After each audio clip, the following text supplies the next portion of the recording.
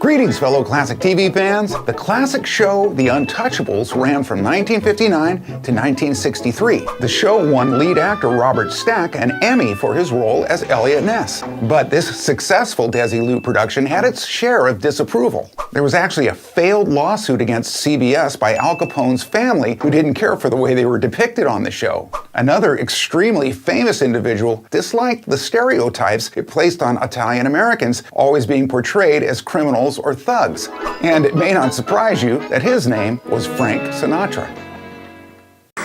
Greetings, fellow classic TV fans. We have taken control of your television set. As a little kid, that freaked me out. But once I grew up, I caught it again in reruns, and I just couldn't get enough of it. We, of course, are talking about The Outer Limits. The show was co-written and produced by Joseph Stefano. He also made a name for himself for doing the screen adaptation for Alfred Hitchcock's Psycho. There was plenty of talented actors that made their way on the show, but there was a lot of talent behind the scenes too. The director of photography, Conrad L. Hall, filmed the first season. He later went on to win 3 Oscars for cinematography. The show also provided an example of a network either intentionally or unintentionally killing off a show. How? It was popular with teenagers and originally aired on Monday nights. They then moved its time slot to Saturday nights, and the ratings dropped like a rock. Thank goodness for reruns. We have now returned control of your television set.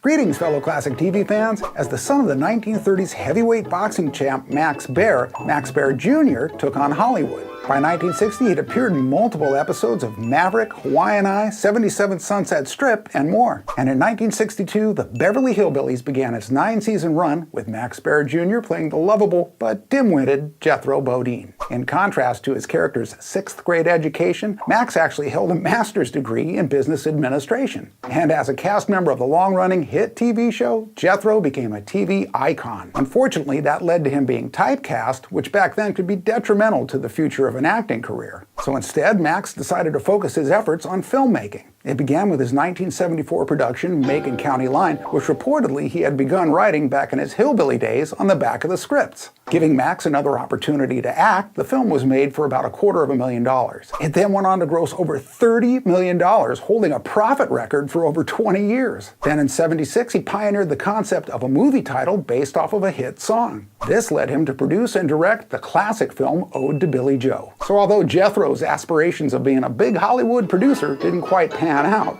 Max Baer Jr.'s actually did. Greetings, fellow classic TV fans. The 249-episode run of The Andy Griffith Show featured many guest stars and in many ways served as a great launching pad. Some were well-established actors already, but had yet to assume their memorable roles in classic television. But out of the 8 seasons, 1962 was special as it gave us a real preview to some soon-to-be classic TV legends. For example, there was Edgar Buchanan from Petticoat Junction playing Aunt Bee's love interest in episode 9. The skipper, Alan Hale Jr., appeared in the 13th episode titled The Farmer Takes a Wife. In number 15, a pre-My Favorite Martian Bill Bixby played a spoiled rich kid in Bailey's Bad Boy. And the very next week, a beautiful Barbara Eden guest starred in The Manicurist, one of my all-time favorites. The grown-up child movie star Jackie Coogan, aka Uncle Fester, was in episode number 5 titled Barney on the Rebound. And the next week had yet another big screen star, Buddy Epson, of course pre-Jed Clampett, in Opie's Hobo Friend. So whether it was coincidence or gifted foresight, it just seemed that during that second season, someone in the casting office owned a crystal ball. Greetings, fellow classic TV fans. In the 1965 second season of The Addams Family, the beloved Cousin It paid his first visit to the Addams household, becoming a semi-regular on the classic show. He was played by actor-stuntman Felix Silla. As a performer with the Ringling Brothers Circus, Felix was well prepared for show business. But fed up with circus traveling, in 1962 he decided to settle in LA. Silla was soon discovered by MGM and landed a stunt double role in the film A Ticklish Affair with Shirley Jones and Gig Young. Then expanding into television, he appeared in not only The Addams Family, but many others like Bonanza, Bewitched, H.R. Pufnstuf, and The Monkees. And speaking of which, Felix played a young gorilla in The Planet of the Apes. Silla played an Ewok in Return of the Jedi and also did stunt work on Indiana Jones and the Temple of Doom. Appearing in some other notable sci-fi TV roles, though like Cousin It, you couldn't see his face, Silla played the android Lucifer on Battlestar Galactica, as well as the robot Twiki on Buck Rogers in the 25th Century. So as interesting as Cousin Edd's notable comedic pursuits were as a singer, marriage counselor, zoo curator, and playboy, it just couldn't match the fascinating real life of Felix Silla.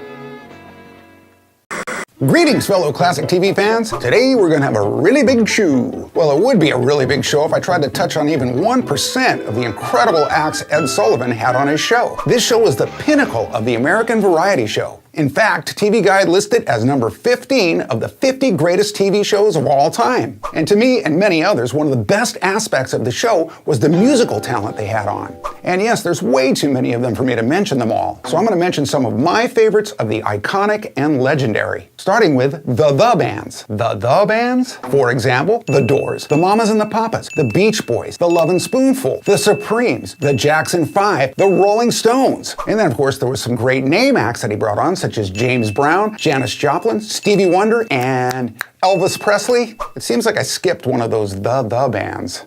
The Beatles? What he did for musicians, and especially rock and roll, means we all owe him a huge debt of gratitude.